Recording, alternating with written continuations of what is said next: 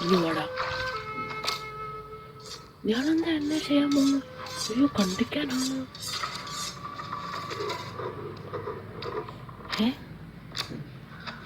ഇനി വാടാ നീ. ഇന്ന് നിന്നെ കുരിശു പോകും.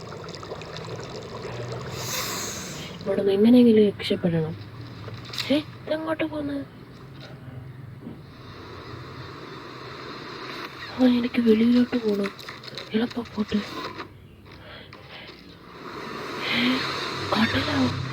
എനിക്ക് അങ്ങോട്ട് പോകണം.